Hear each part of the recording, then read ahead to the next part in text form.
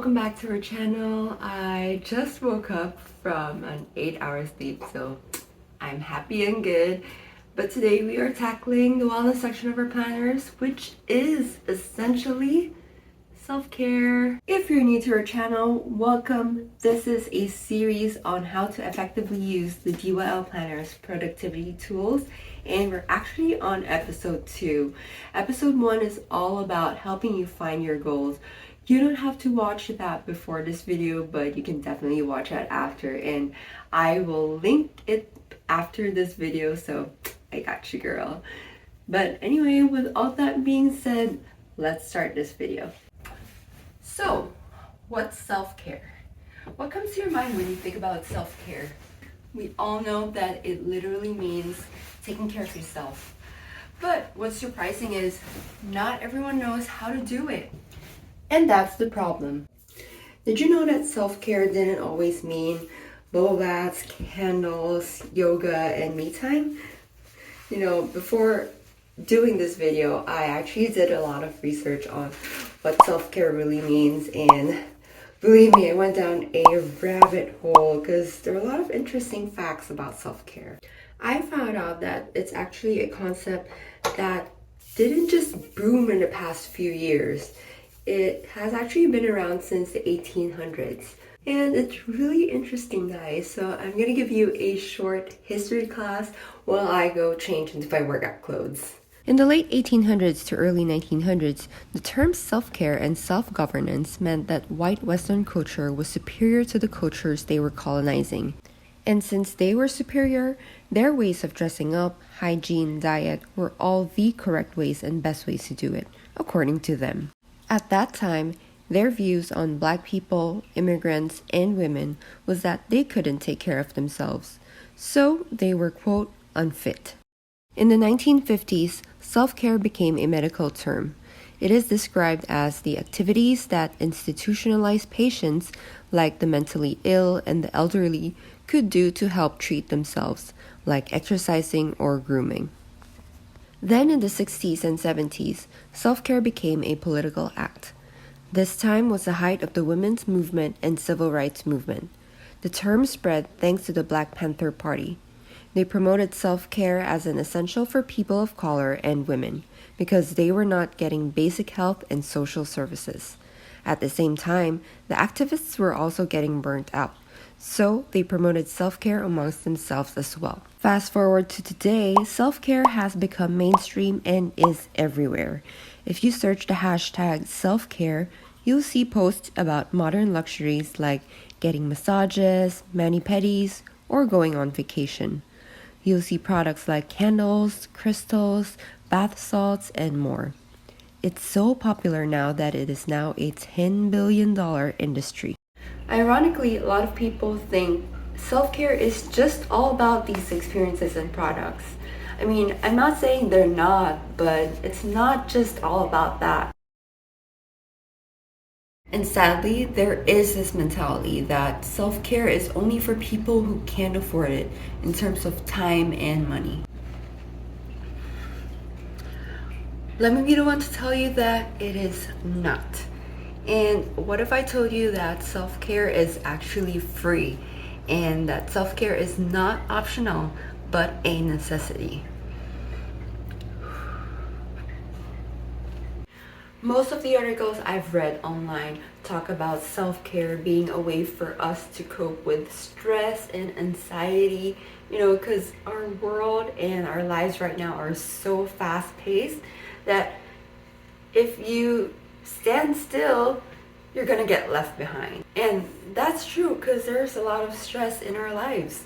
There's stress from work, stress from bills, finances, stress from family expectations, and that's a lot.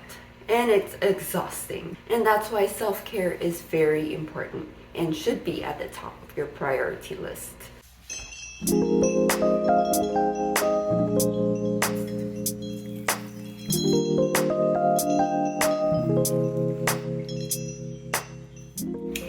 So, what really is the meaning of self-care?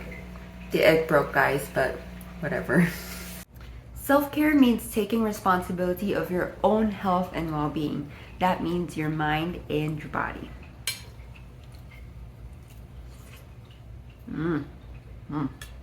So, what can you do for your mind? I've got one. Journal! You can write down all your thoughts, your feelings, your ideas, emotions, moods, and everything that your heart desires. Just write them all down, pour it all out, and even doodle. It doesn't have to be perfect. It's just a way for you to let things out. So yeah, journal is one way to go. And with journaling comes reflection, and that is why in the wellness section of the DYL planner, we've allotted a space for your mind to do a monthly reflection revolving around the question, what is one lesson I learned and who or what was my teacher? You know, while Cheryl and I were deciding what prompt to include in this part, we really had a hard time because we had a lot of other contenders. And what really stood out about this question is that it was all about learning, about growing. And once you've answered that, it instilled a sense of gratitude. So we really liked that. And that is why for the whole year, we stuck to one question so that you will see that throughout the years and throughout the months, you will see how you've grown as a person. And that's what we really liked about it. So yeah, we hope you like it too. Other ideas for your mind are to read a book, meditate, color. Oh, try this with me. Close your eyes, inhale, exhale. And now open your eyes. It's that simple. That is already self-care. Oh, and here's another idea that I used to do maybe like 2 years ago. Every day on my monthly calendar, I would write down something new that I learned on that day. And at the end of the month, I would see how much I've learned. Like for this past 30 days or 31 days, I've learned all of these things. And that just gives you a boost of confidence. And once you get in the habit of it, you kind of try to look for it every day. I'm sure you've heard of the saying, laughter is the best medicine. And one tip I have for you is to gather all of the funny pictures that you have or funny moments or stuff on the internet and put it all in one folder. And when you're down, just refer to it. We have this family folder that we keep, and it's just all of our funny moments. And whenever I'm sad, I always just look into this album and laugh. This is one picture of Cheryl.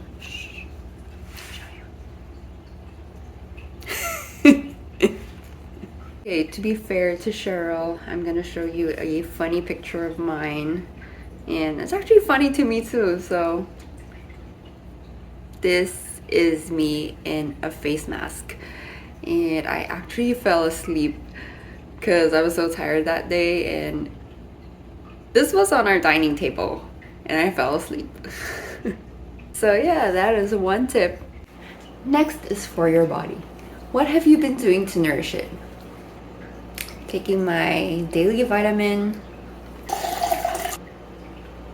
I love the quote that we included in the body section of the planner. Love yourself enough to live a healthy lifestyle. Because really, self-care is all about loving yourself. It's an act of caring for yourself. So in this section of the planner, we do quarterly check-ins, and we have 4 questions for you. The first question is very straightforward.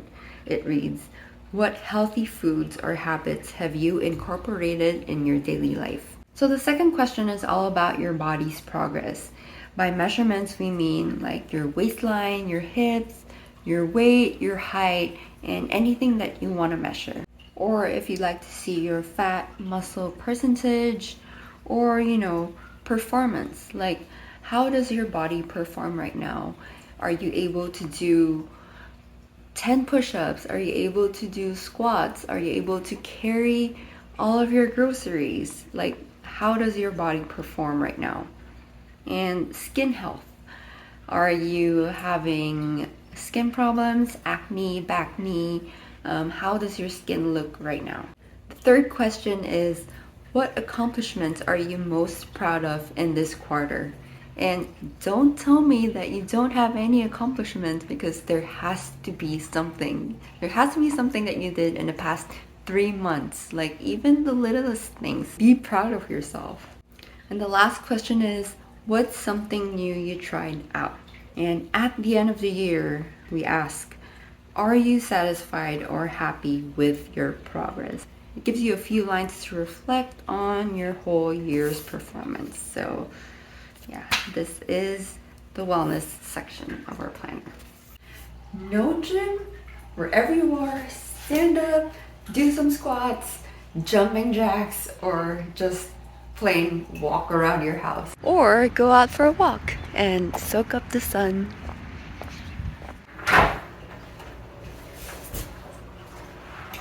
But keep in mind that self-care is not a one-size-fits-all. What's self-care to me may not be self-care for you. One good example is meditation.